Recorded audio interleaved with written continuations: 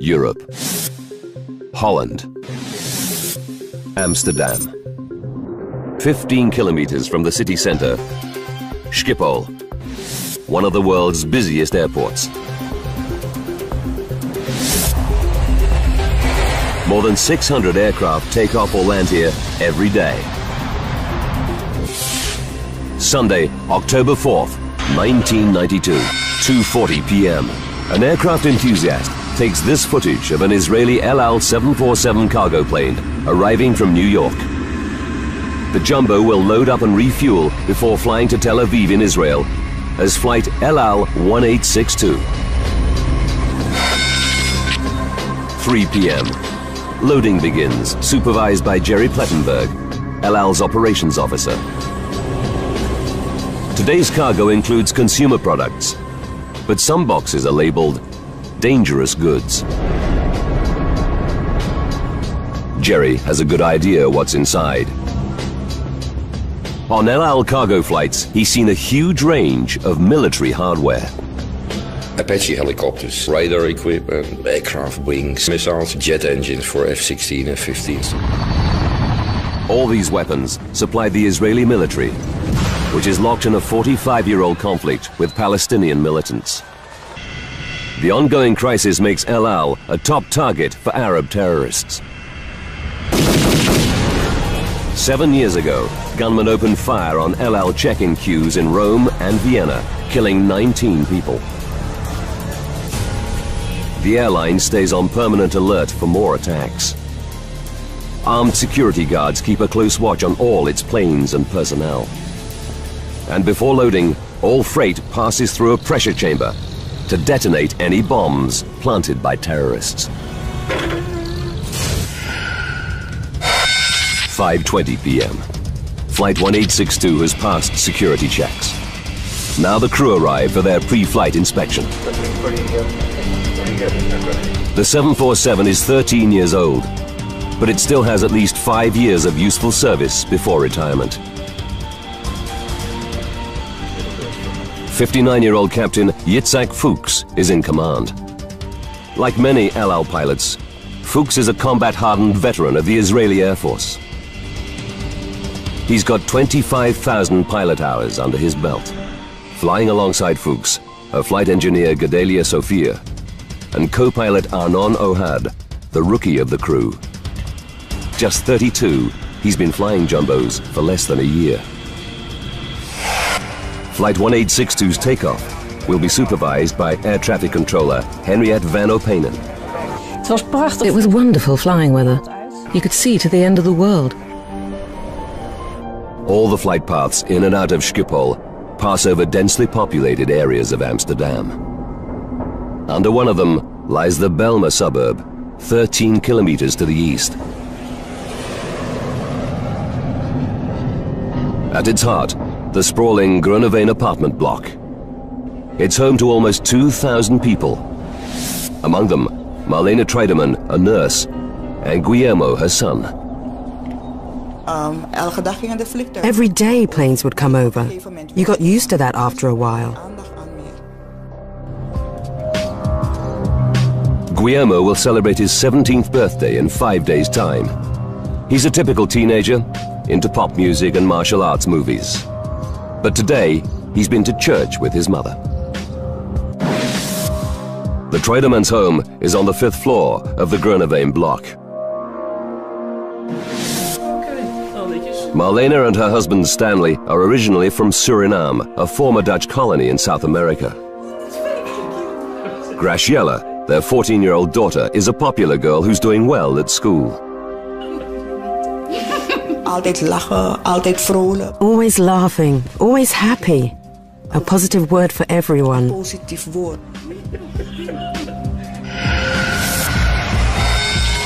6 p.m. On runway 1 at Schiphol, Captain Fuchs powers up the 747's 4 Pratt & Whitney engines. LL 1862, ready for taxi. He hands over to his young co-pilot, Arnon Ohad, to give him more flying experience on the 747.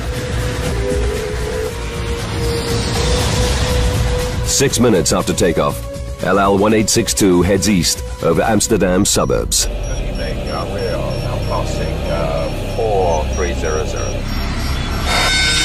6:27 p.m. and 30 seconds. The engines are still at full thrust as the jumbo climbs to 6,500 feet. Everything is running like clockwork. The crew settles in for the flight to Tel Aviv. In less than 5 hours, they'll be back on home soil with their families.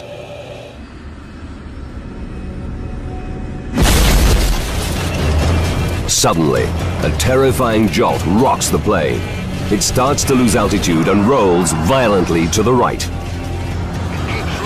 Veteran pilot Captain Fuchs grabs the controls. I've got up. He battles to stabilize the jumbo. If he fails, the aircraft will spiral out of control. LL 1862, Mayday, Mayday, we have an emergency. After 30 seconds, Captain Fuchs manages to wrestle the jumbo back to steady flight. Flight engineer Sophia desperately scans his control panels to try to find out what's wrong. Seconds later, another crisis. The instruments reveal that both engines on the right wing are out of action. It's a pilot's nightmare. Captain Fuchs must get back to Schiphol for an emergency landing. Fast. He tells co-pilot Ohad he needs the airport's longest runway. We request 27 for landing. Air traffic control clears the jumbo for the journey back to Schiphol. In that case, heading 360. 360 the heading. Roger. The return route to runway 27 will take the jumbo over the Belma suburb where the Treidemann family lives. They and thousands of others in the crippled jet's flight path are completely unaware of the drama unfolding above them.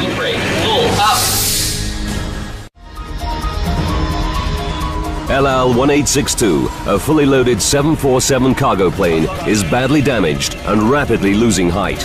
LL-1862, Mayday, Mayday, we have an emergency. 6:30 p.m. Fire crews race into position at Schiphol Airport, where the jumbo is due to arrive in less than 10 minutes. The 747 must make a descending turn over Amsterdam to reach the correct altitude and line up for runway 27. Its final approach will take it over the Groeneveen apartment complex, where the Treidemann family lives. Marlena and Stanley decide to visit a friend nearby. They tell their children, Guillermo and Graciela, they'll be back soon.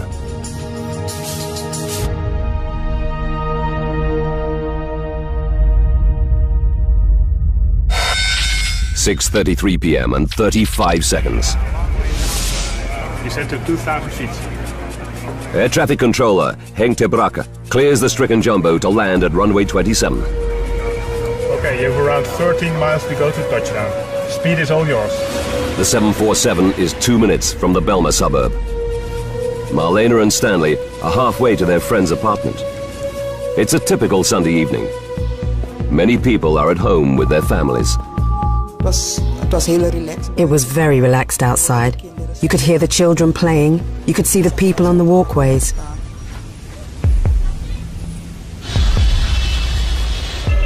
At this moment, as Captain Fuchs lifts the nose to slow the jumbo for landing, the roll to the right returns. He jams the rudder further to the left, but now the plane barely responds. Co-pilot Ohad alerts Schiphol. Controlling problem as well. The news sends a chill through ter Brakke. He immediately contacts his colleague Henriette van Openen.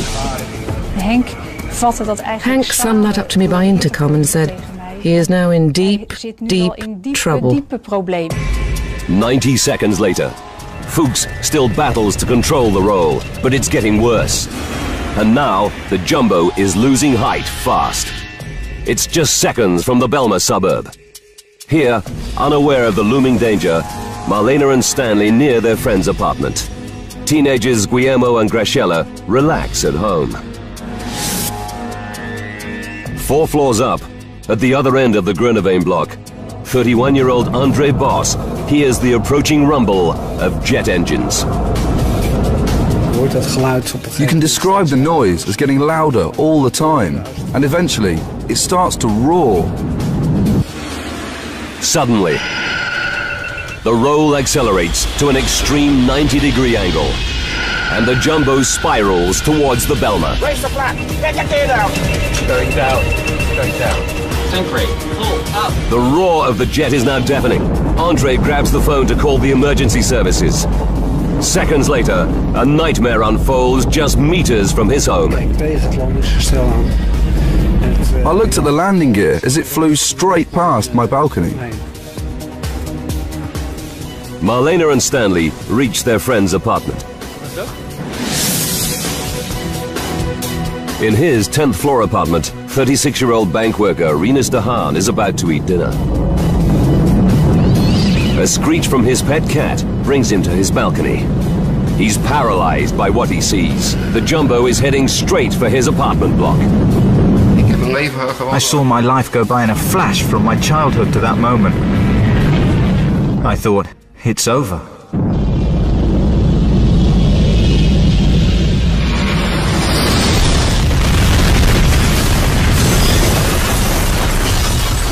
"6:35 p.m. and 42 seconds.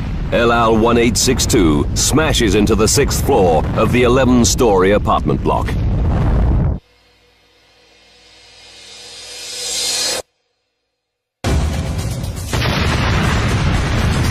I heard a huge noise. It was as if a door slammed closed, like a bang. The impact knocks Rinus unconscious. Burning aviation fuel rains down onto dozens of apartments.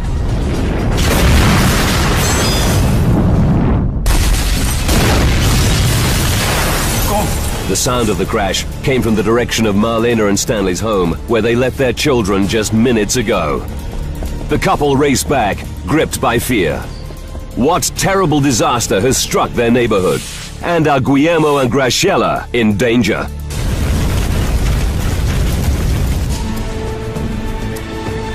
LL 1862, a 747 freighter laden with cargo, smashes into the 6th floor of an apartment block in Amsterdam.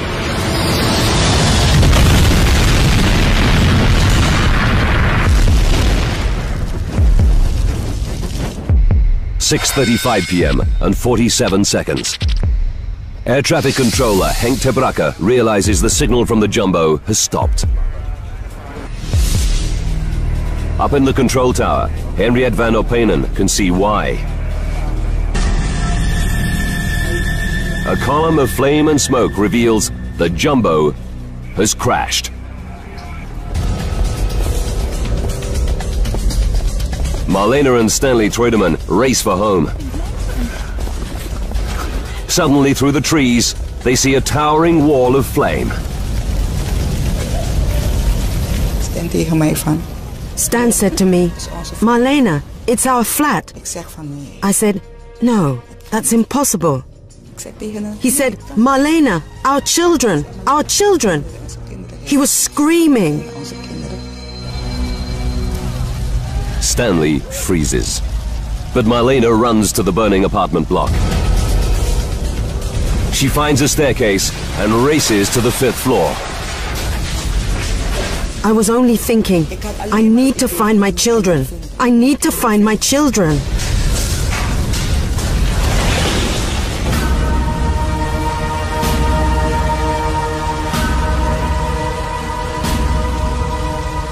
At the exact point where her home used to be, she's facing an abyss. A burning hole. I couldn't believe that my house was gone.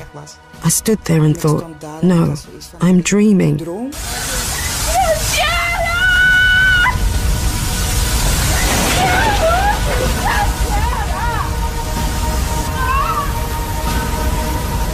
It suddenly occurs to Marlena that her children, 16-year-old Guillermo and 14-year-old Graciela, may have heard the plane coming and escaped.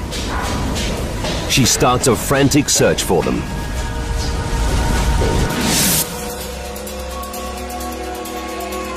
On the 10th floor, bank worker Rinus de Haan regains consciousness.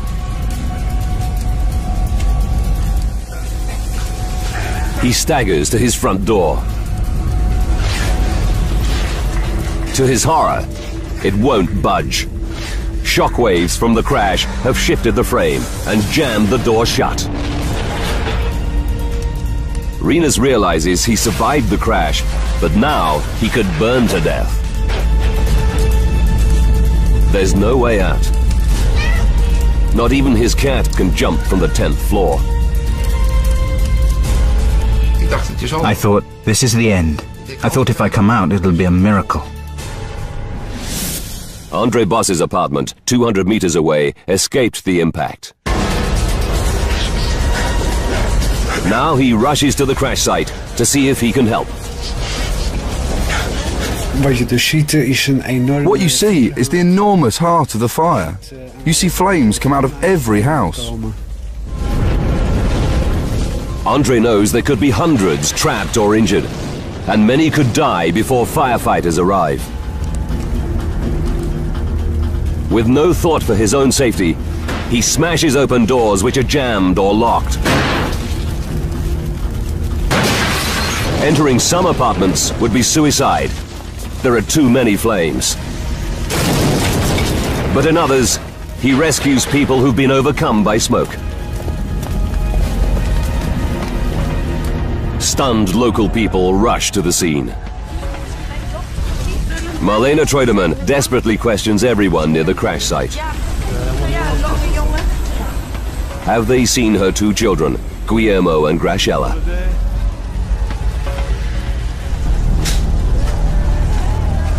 Still trapped in his 10th floor apartment, Rinus de Haan feels the temperature soaring as the blaze rages outside. At that moment, it was 58 degrees Celsius already in my house. I was sweating pints. Rinus fears he's got just minutes to live. But he can do nothing except pray that he and his cat will be rescued.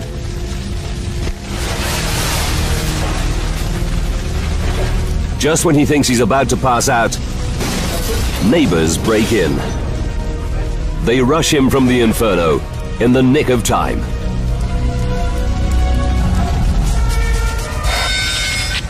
"6:40 p.m. Less than 5 minutes after the crash, the first of 16 fire engines from across Amsterdam arrives at the scene. Brave local people like Andre Boss have already pulled many survivors from the crash zone.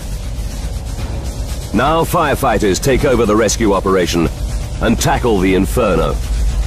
News crews capture the scene as paramedics start to treat the injured.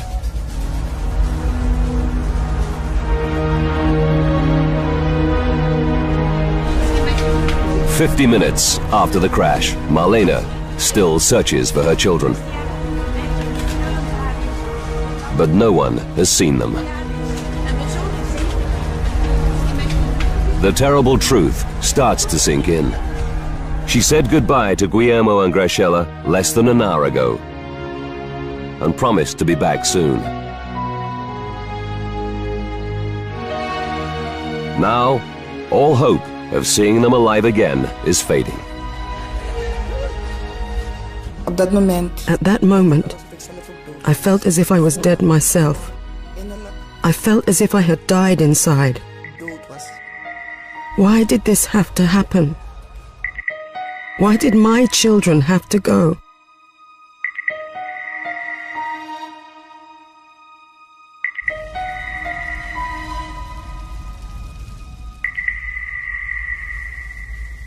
News of the disaster spreads around the world. As many as 200 may be dead tonight after the worst air disaster ever in the Netherlands. Dawn reveals a gaping hole in the building. The crash destroys 31 apartments on 11 floors. The official death toll is 43, including Captain Fuchs and his crew.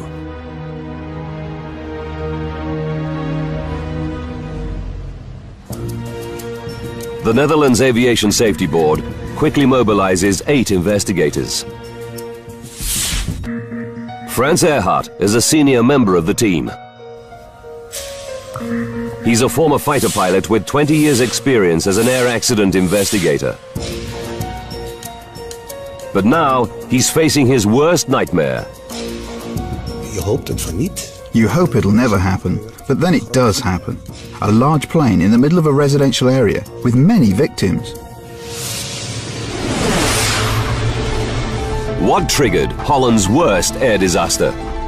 And why did the 747 fly steadily for 8 minutes after the Mayday, only to nosedive without warning into a crowded apartment block? Now, by rewinding the events of that fateful day, and by going deep into the investigation, we can reveal what really happened to LL1862. Advanced computer simulation will take us where no camera can go, into the heart of the disaster zone. In that case, heading 360, 360 the heading. Earhart checks recordings from air traffic control at Schiphol. They reveal that co-pilot O'Hard reported losing power in both engines on the right wing. Number 3 and number 4 engine inoperative. Investigators know that 2 engines failing at the same time is almost unheard of. The team begins to suspect a more sinister reason for the loss of the Israeli jet. Van het begin af vanuit gegaan. We thought from the beginning LL was possibly targeted by terrorists. Terroristische actie was getroffen. The investigators fear that Flight 1862 was downed by a terrorist bomb or even a ground-to-air missile. And they have a second mystery to solve. If the jumbo was hit by a missile, why did it stay airborne for a full 8 minutes Sink rate, pull up. before dropping out of the sky? Sink rate, pull up. To see if the terrorism theory stands up, investigators need to find the jumbo's engines and its black boxes, which record technical flight data and cockpit conversations. But it's a daunting task. Even if they survived the crash and the 1100 degrees Celsius inferno, they now lie buried under a mountain of rubble. Het vliegtuig was zo compleet. The plane had been broken into so many pieces during the crash that we didn't know where to start. Waar wij moesten beginnen. Early the next morning, search teams start to sift through the mountain of wreckage. Investigators know they may face a long wait for clues. Then, an unexpected development. An off-duty policeman reveals that he saw Flight 1862 as it climbed through Amsterdam's airspace. What he tells the investigators gives them an electrifying new lead. Investigators have no concrete leads to explain why LL1862 crashed into an apartment block in Amsterdam.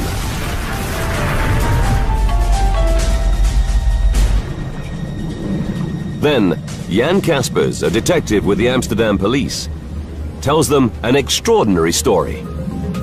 On the evening of the disaster, he and an old friend were enjoying a yacht trip on Gooimeer Lake, 10 kilometers east of Amsterdam. Their boat was moored right beneath LL1862's flight path from Schiphol Airport. At 6:27 p.m., they're preparing dinner. Suddenly, they hear a loud bang. Wat was dat? Gasexplosie. Kaspers rushes onto the deck. In the sky, he sees a 747. Beneath it, 2 objects are falling away. At first I thought they were parachutes. And just as they were above the treetops, I realized that they might be airplane engines. It's a startling revelation. Air crash investigator Franz Earhart immediately orders a team of divers to search Gooimeer Lake. Recovering the engines could solve the mystery. It's now clear to investigators that the 2 right-hand engines didn't simply fail. Number 3 and number 4 engine inoperative. They sheared off completely. Unable to see the engines from the cockpit, the crew had no idea what had happened. Now there's a new mystery facing the team. What could rip 2 5-ton engines off a 747 simultaneously? The case for a terrorist ground-to-air missile or bomb now looks compelling. To prove this theory, investigators must recover the engines from the bottom of Gooimeer Lake and examine them for clues. against all the odds, after just a few hours of searching, a diver gets a lucky break. He spots a massive chunk of aircraft debris. The team quickly identifies it as the outer engine from the 747's right wing. And there's another key find on land near the lake. Pieces from a 10-meter stretch of the same wing's leading edge. It's the team's first chance to find out why the engines fell off. They rush the wreckage to their labs. Scientists swab the engine and the chunks of wing for traces of the chemicals used in explosives. They examine the metal surfaces for the telltale micro-pitting caused by blast fragments. It takes 2 days. The analysis draws a complete blank. Investigators can find no evidence of an explosion, nor any other clue to why the engine broke away. It's a dead end. Now the investigators' only chance to solve the mystery is to find the 747's inner engine, in the hope that it holds the key, or to locate one of the plane's black box flight recorders at the crash site. The Dutch Navy joins the search for the inner engine. It deploys 2 specialized salvage vessels, sonar, and more divers. But after 2 more days, they find nothing. The investigators are worried. With every passing hour, crucial evidence is slipping away. The water would start corroding the parts, and because of that, we were keen to find it as soon as possible. The news is equally bleak at the crash site. Search teams can find no trace of either of the 747's critical black boxes. To make things worse, there's another setback. Within 24 hours of the crash, the mayor of Amsterdam ordered diggers and bulldozers to clear the site.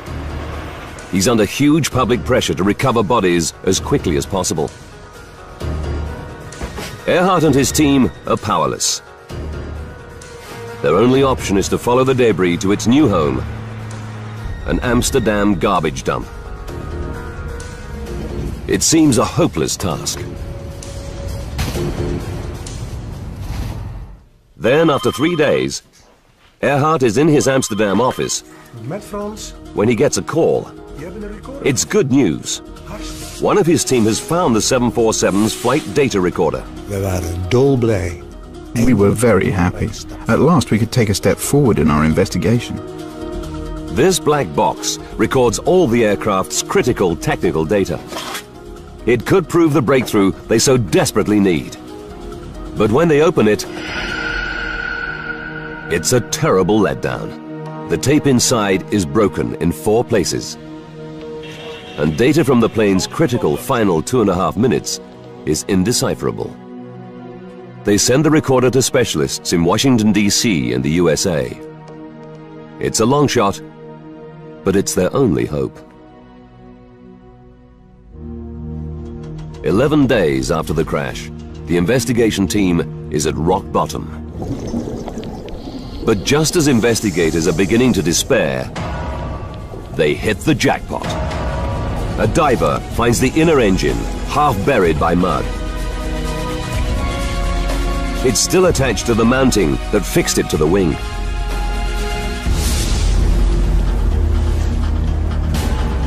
Earhart and the team are excited but cautious. What if this engine proves as unenlightening as the first? It's battered and dented, but they can see no obvious evidence that it was hit by a missile. And when they run the battery of tests for explosives on this engine, once again, they find nothing. Investigators reach a turning point. They rule out a terrorist attack as the cause of the disaster. In fact, they can find nothing wrong with the engine itself. But when they examine its cowling, the outer casing, they quickly spot something odd. A dent, and on it, smears of black paint. Where did it come from?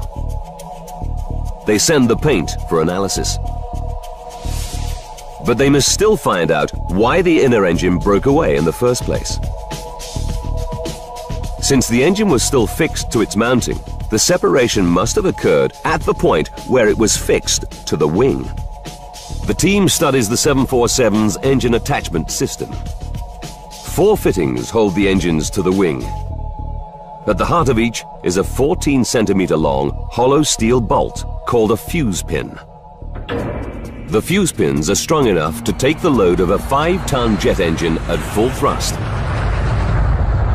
But in some circumstances, they're actually designed to fail. If an engine suffers a crisis, like a mechanical seizure or a bird strike, it can vibrate violently. If the vibrations get too severe, the engine might tear itself free, destroying the wing with dire consequences. To prevent this, investigators know that all 747s have a damage limitation system. When vibrations reach a critical point, the fuse pins are engineered to snap, allowing the engine to fall away harmlessly. But there's no sign that the inner engine suffered a crisis. So the team must consider a chilling possibility. Did something go terribly wrong with the fuse pin system that led to catastrophe? The team examines the mounting that fixed the inner engine to the wing. They focus on what's left of the 2 central fittings which carry the bulk of the load. The fuse pins they held are both missing. But on one fitting, investigators spot something intriguing. The top of the lug that held the fuse pin has snapped off. Did this happen when the engine hit the lake, or earlier? Metallurgists examine the break and make a dramatic discovery. The stress markings are not typical of a violent impact. They reveal that the lug snapped because it was overloaded. They realize this can only have happened if the fuse pin inside broke at one end. This would transfer significant stresses and twisting forces onto the lug at the other end, making it give way. Fuse pins are designed to break at both ends if the strain on the engine reaches a critical point. Earhart believes that a partial failure can only mean one thing: metal fatigue in the fuse pin. It's a startling new theory. Could metal fatigue in the engine's fuse pins be at the root of the disaster? But Earhart knows the inner engine would only shear off if both central fuse pins failed. To prove their theory, investigators will have to find the missing fuse pin from the other central fitting. The chances of finding such a tiny part in Gooimeer Lake are remote. Earhart's only hope that a significant fragment was still attached to the wing when the jumbo crashed.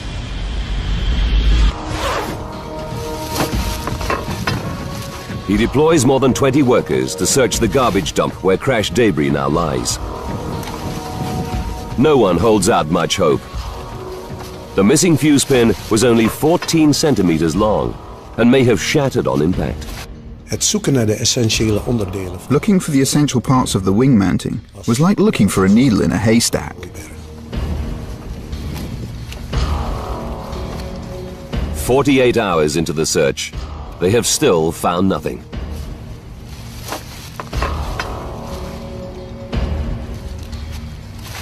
Then, on day 3,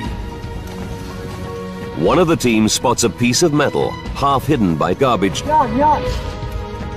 It's part of the missing central fitting from the inner engine. And against all the odds, there's a chunk of fuse pin still inside. Investigators know it may be their last chance to solve the mystery behind the disaster. They begin scanning the fragment under an electron microscope as soon as it arrives from the rubbish dump. And they find their answer. In the wall of the fuse pin, there's a crack 4 millimeters deep. The patterns around the fault show all the classic signs of metal fatigue. The flaw started along machining grooves in the hollow pin's central bore. It's the breakthrough the team have worked so hard to reach. They already know that metal fatigue made one of the inner engine's 2 critical central fuse pins fail. Now, they have indisputable evidence that the other central fuse pin was also defective. With every flight, the microscopic cracks in the inner engine's fuse pins got bigger and bigger. On October 4th, 1992, they reached a critical point. At 6,500 feet, with the engine at full thrust, the faulty fuse pins fail.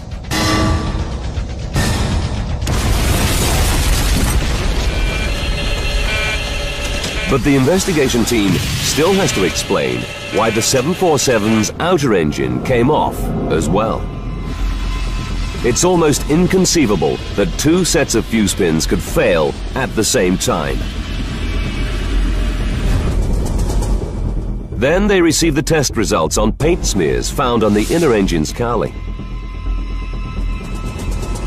The smears are an exact match for the paint used on the central fan blade spinner of the outer engine. They realize there's only one possible explanation. The inner engine was at full thrust as the plane climbs.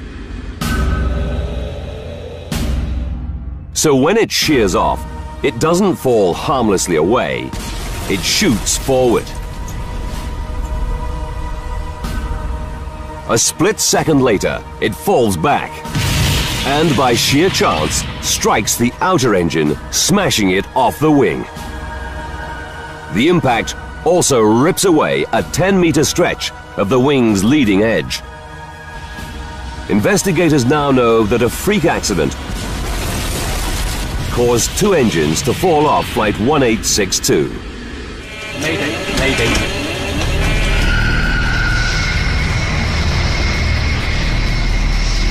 They alert the manufacturer, Boeing. It immediately instructs airlines operating the 1,000 747s around the world to inspect all fuse pins and replace any that are faulty. But the traumatized residents of the Belmer are desperate for the answer to another major mystery.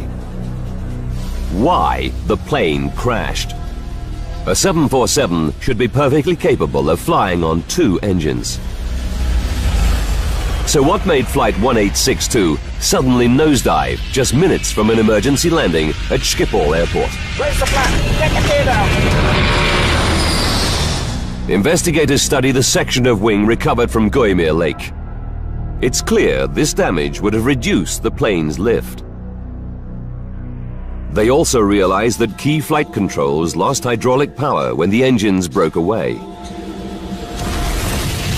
But if this damage was severe enough to down the plane, how did Captain Fuchs keep it flying steadily for another 8 minutes? It's a paradox.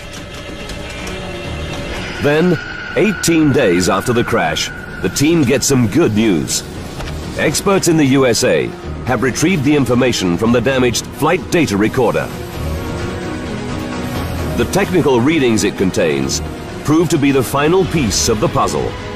They reveal in chilling detail what finally downed Flight 1862.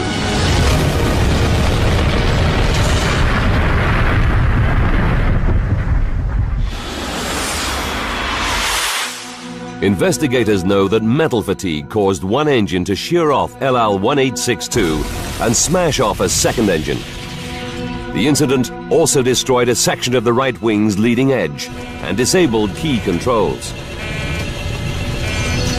Mayday, mayday, we have an emergency. But the damage was clearly not severe enough to down the plane immediately. Why did it suddenly spiral out of control a full 8 minutes after the Mayday call?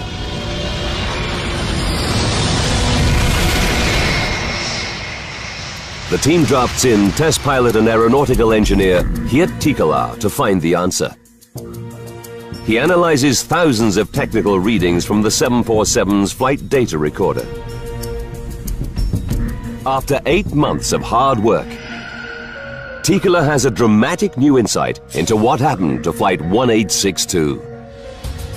For the first time, he's able to explain the complex relationship between the loss of the engines, the mangled wing, and the damaged controls. He discovers that although the crippled plane could still fly, a crash was inevitable as soon as it tried to land. De crew had geen keuze. The crew didn't have a choice. They could do nothing else. They were doomed to crash. The flight data analysis finally reveals why LL-1862 nosedived without warning after pilots kept the jet airborne for a full 8 minutes. And how hundreds of people on the ground were left seconds from disaster. 8 minutes to disaster. Defective fuse pins holding the inner engine to the wing snap, causing the plane to lose not one, but 2 engines. This catastrophe also damages a 10-meter stretch of the wing's leading edge, causing a major disruption of airflow over it. This reduces lift on the right-hand side and makes the 747 roll to the right. Captain Fuchs has also lost 2 hydraulic systems, controlling key anti-roll devices. He only manages to wrestle the jumbo back to level flight by pushing his remaining controls to the limit. The flight data analysis reveals that his current airspeed of 280 knots is the key. It's just high enough to get sufficient lift out of the right wing to keep them aloft. 39 seconds to go. 5 kilometers from the Belmer apartment complex. Now Captain Fuchs lifts the jumbo's nose to slow the plane down for landing, unaware that this routine procedure will have fatal consequences. The flight data reveals that this change in angle worsens the disruption in airflow over the mangled right wing. The result is a further loss of lift on this side of the plane, and it starts to roll again. Captain Fuchs struggles to pull it level. But his airspeed has now dropped below 260 knots, reducing lift even more. This time, his damaged controls cannot save him. Controlling problem. 30 seconds to disaster. As the roll and loss of lift reach a critical point, the 338-ton jumbo plummets earthward. Get down. 1862 going down. LL-1862 nosedives from 2,500 feet.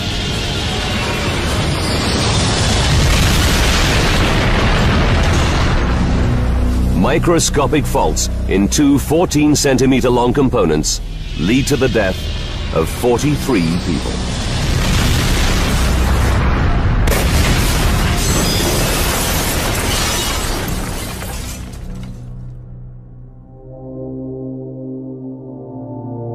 Rescue workers found the bodies of 16-year-old Guillermo and 14-year-old Graciela the morning after the crash, just meters from where their home once stood.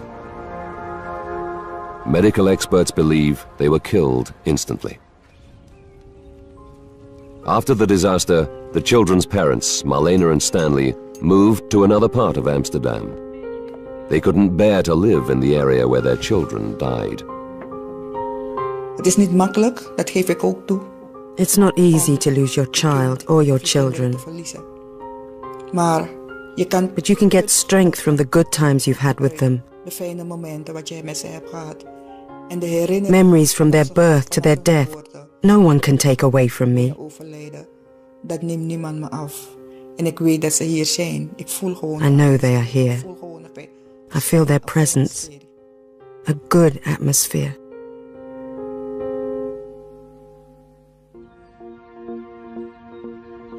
The apartments in the crash zone were demolished.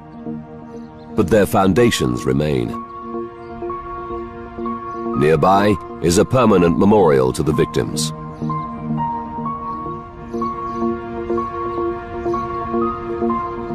But the disaster also leaves another legacy.